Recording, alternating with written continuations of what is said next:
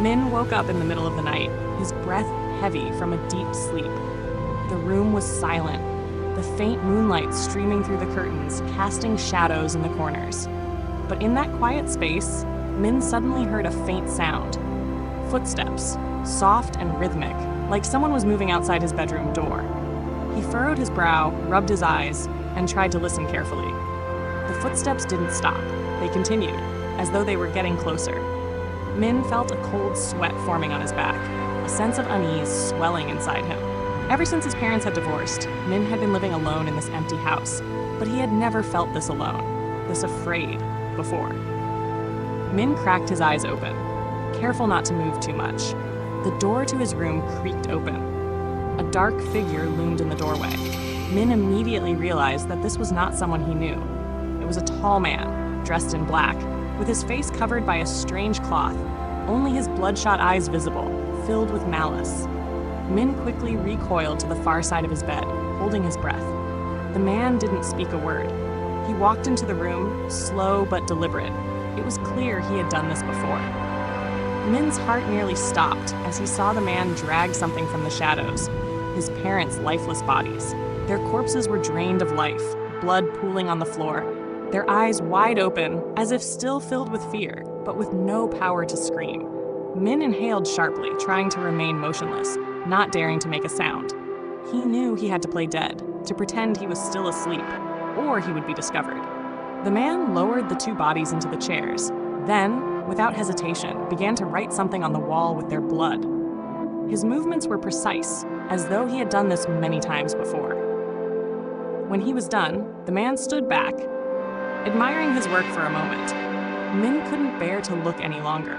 The fear gnawed at him like a wild beast tearing at his heart. How could this be happening?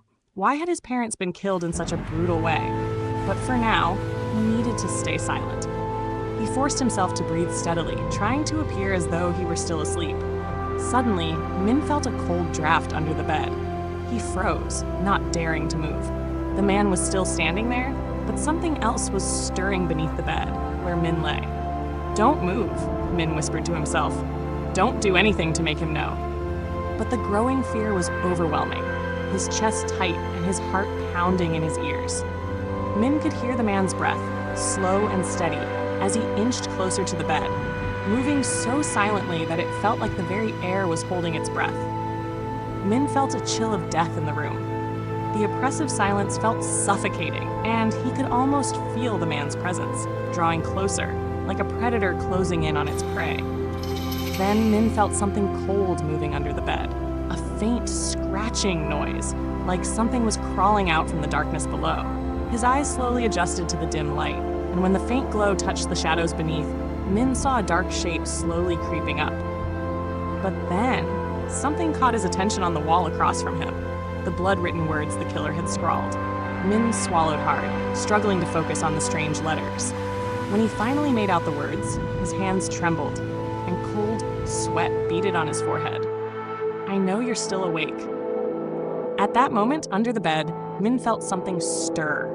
A hot breath, heavy and labored, emerged from beneath it. It wasn't the man's breathing. No, it was something else, something far more sinister. Min tried to stay still, but the sense of terror surged inside him. His body screamed to move, but he fought it.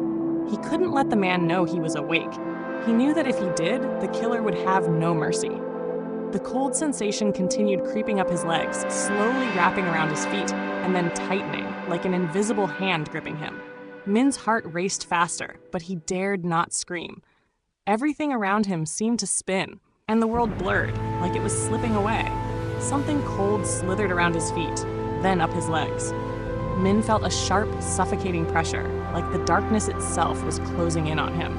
He could barely breathe, could barely think, as the terror consumed him. The silence under the bed was no longer silent. It was alive. It was moving. Min could hear the creature moving closer, the sound of its breathing growing louder. He tried to concentrate on staying calm, to stay perfectly still, but the pressure was unbearable. The thing under the bed was coming closer, inch by inch. He could feel it, could almost hear its whispers, as though it were speaking directly into his mind. And then, just as Min thought he could no longer bear it, he felt something. A cold, sharp touch against his skin. A feeling so vile, so alien, that it sent a jolt of icy terror through his body. The thing was now inches away from him. Min held his breath, waiting for the worst, knowing that the darkness under the bed had taken on a life of its own.